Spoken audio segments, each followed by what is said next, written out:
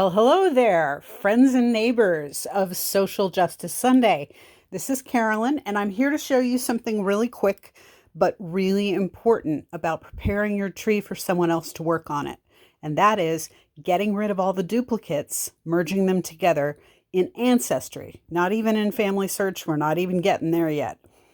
One of the first things that I need you to do is to set formats correctly, and I'm using Terry Pleasant's tree as a sample, but what I did was, I'm going to go to I want to just go to her tree. So here we are back out in the tree, right? Here's some folks. I'm crossing people over and everything like that. I'm also just looking at what there is and seeing what's good and what's not. And one of the things that's important is formatting. But you can't even get to formatting until you make sure that there's only one version of each person and each relationship in your ancestry tree. That is critical.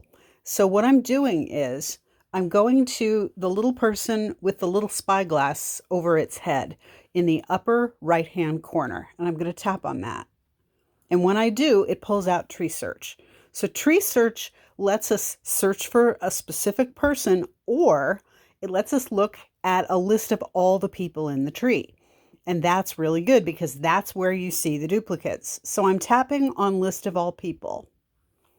And it pulls up in alphabetical order, starting with people who don't have a surname, all the people in the tree. And it goes through all the surnames, and then it goes through all the people with no, well, first off, sorry, I'm kind of tired.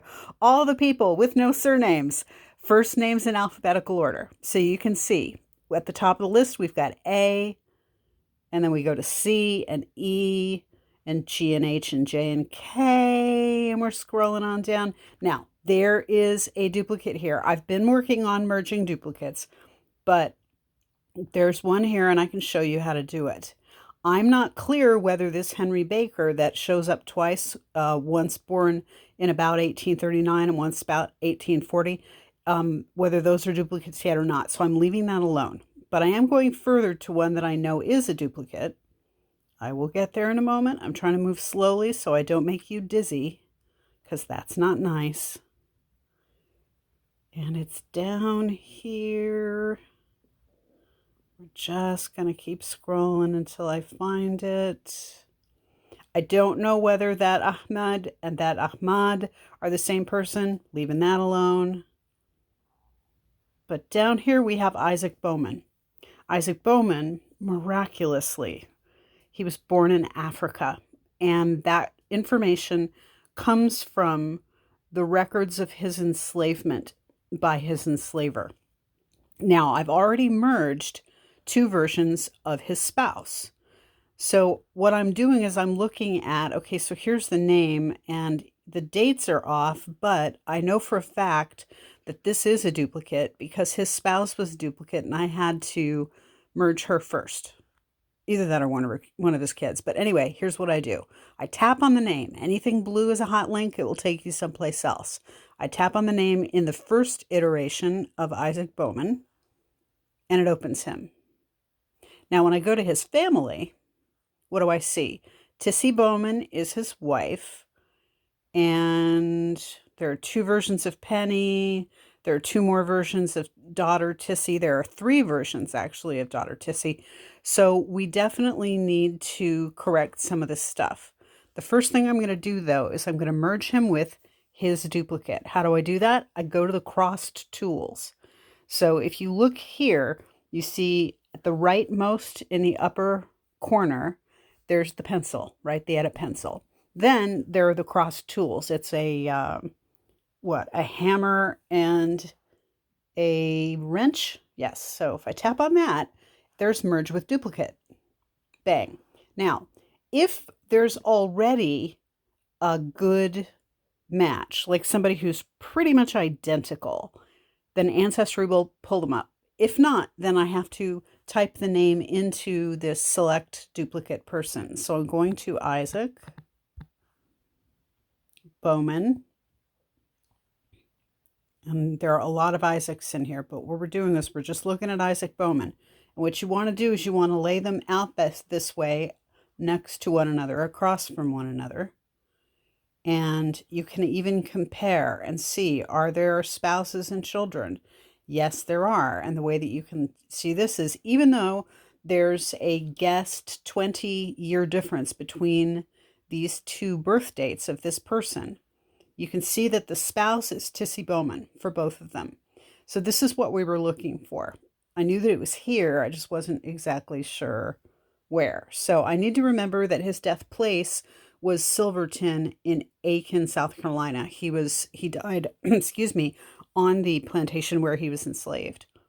So what I'm going to do is, now that we've done all of that comparing and we've looked and we've seen, the next thing to do is to merge. Now, this is a better version of him because it's got his full birth date. I can always type in his death date, and I can always type in his death place.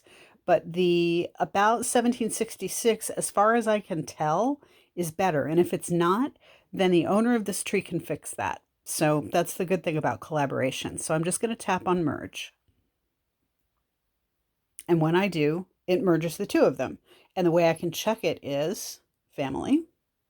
There's Tissy, and there are a bunch more kids. I'm going to have to merge up these kids and stuff like that. But there is one Isaac Bowman. We do not know who his parents are because he was born in Africa and was kidnapped, brought here, and enslaved.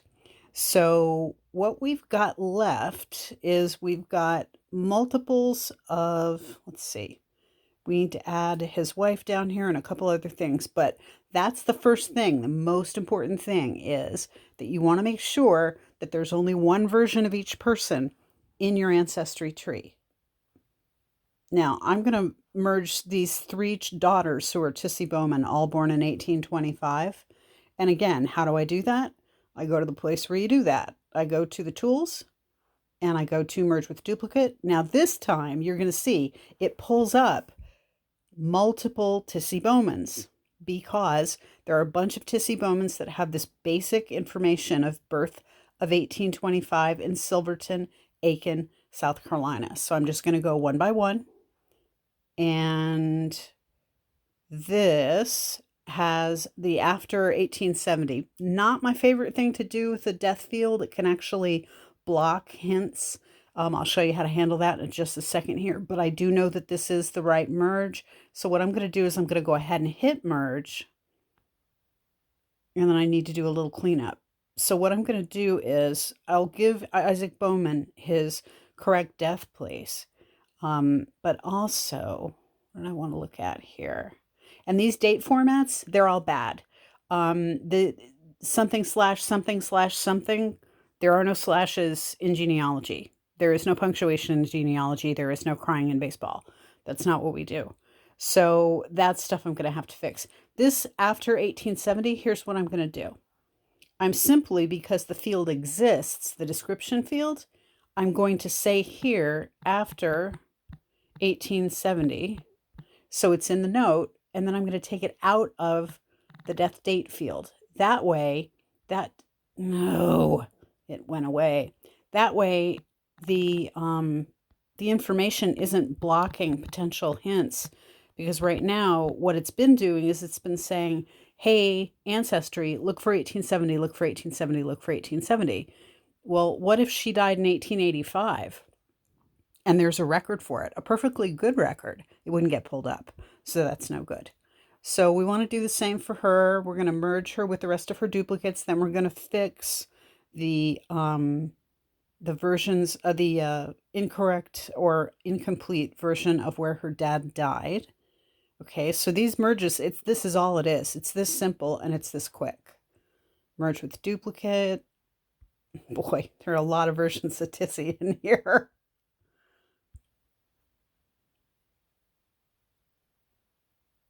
Okay, unless I'm just pulling up the same ones and they're not taking. No, they are. Okay, here we go. Okay, so we're not going to use after 1870. That's already in the note for her. And we're just going to leave it as is. Now let's go back to Dad.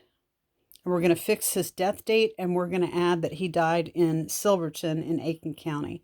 You see here, James Henry Hammond was his enslaver, and it says there that he was an African born in Africa.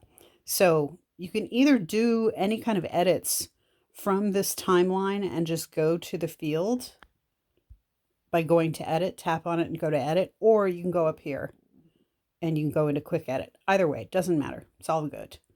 But the first thing we're going to do is we're going to fix that, and then we're going to fix this. There we go. It pops as an option, and we're there. We're good. So that is what's really, really important. If you want me to work on your tree, I am so happy to work on your tree. And, I'm cool with doing this kind of edit as I'm watching TV and stuff like that, the really easy stuff. But it is good for you to get to know what's in your tree. And if you have errors, it's good for you to find them and for you to correct them, because that's how you learn. I've just had two big mess ups in my tree recently. Uh, one was a week and a half ago. The other one was a couple of years ago. But nevertheless, I had to clean up a lot of mess, and it was a great way for me to learn the lessons that I needed to learn. I don't learn by being taught as much as I learn by doing, hitting the wall, doing 90, and then realizing, gee, I have to fix that. Going 90 is not a good idea. So that's what I wanted to show you. I hope that it is helpful. And I hope that for those who celebrate it, you have a wonderful Thanksgiving, whatever it is that you call it. If it's just a time to get together with family, if it's a time for gratitude, if it's a time for plenty, I hope that it's blessed and that you have a beautiful time. And I will see you guys on Monday, I believe, or Sunday, I believe it is December 5th. And we will have our next session then. Information is available on Twitter. Information is available in the Facebook group for From Paper to People podcast. It's also available on Clubhouse and on the Facebook fan page for Ancestors Alive Genealogy and From Paper to People podcast. So I will see you soon. Take care.